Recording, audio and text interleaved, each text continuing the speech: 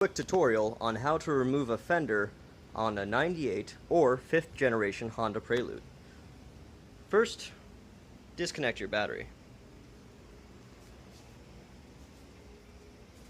Then, remove the wheel. Your next step will be removing this piece of plastic that lines the inner wheel well. So the first bolt you want to remove is this one here. Then you can kind of pull this down a little bit, as you can see. First one you want to undo is a 10mm. I believe it's right in there, you can see it. It's a little bit tricky. Use an extension if necessary. And then you want to go ahead and remove these. Here's what they look like when they're removed. Now, if you take this piece of plastic and you kind of pull it out, you can see that this little part over on this side actually retracts. But when you look at it, it's already pushed all the way in.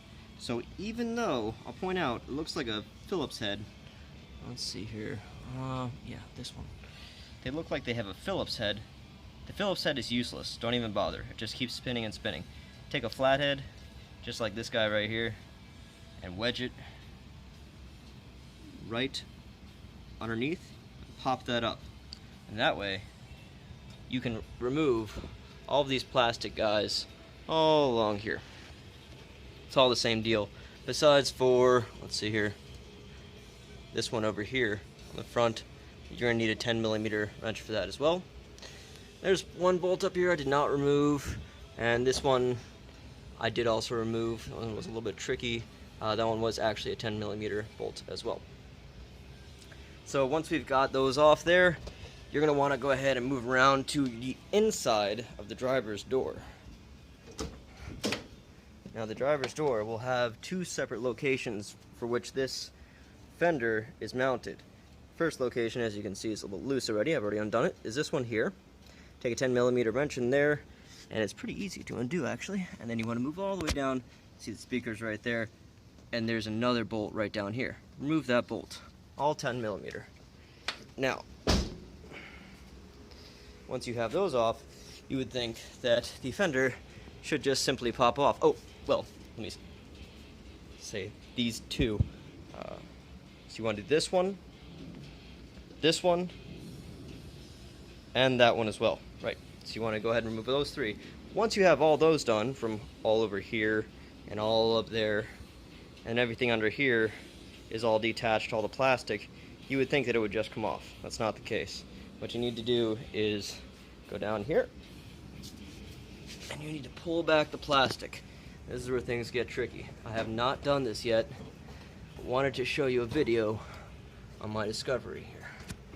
So it turns out that this fender actually comes up and goes down. This piece of metal continues, it like juts out toward the car here. And this is the fender right here. So you're going to see you need to remove that bolt right there. And there's also a plastic clip right in here. It looks like the bumper attaches to that. That's also attached to this piece of metal, which is your fender. And once those are undone, you're going to think that it would easily come off, but that's not the case again. Here's the next set of bolts.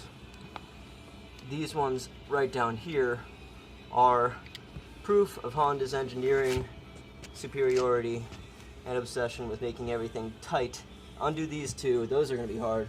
And then this one right up here, and you should be able to take the fender off from there. Now, let me go ahead and point out the reason I'm doing this myself at home is because my my driver's window will not go down. The reason for that is inside of, let's see here. Right, okay, so I just went inside the fender well, right under here. Okay, as you can see, there's that cable. There's also another cable right up here that kind of goes in to the firewall, and as you can see, it connects to the door right there. That is the same exact cable as the one that you see inside your door jamb, the little ridges right there. Turns out that Honda did not do proper stress testing when they built this car, or the Civic from what I hear.